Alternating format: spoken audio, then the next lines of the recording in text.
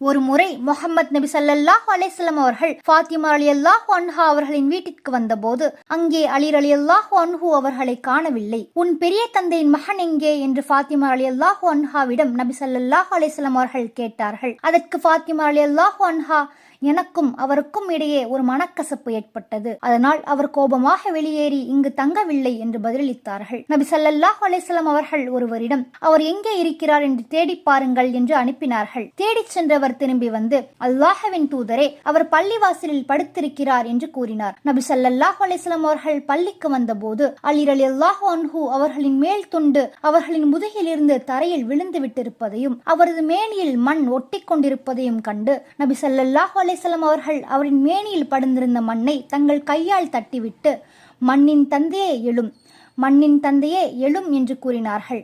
அறிவிப்பவர் சஹல் இப்னு சஅத் ரலியல்லாஹு அன்ஹு, நூல் புகாரி.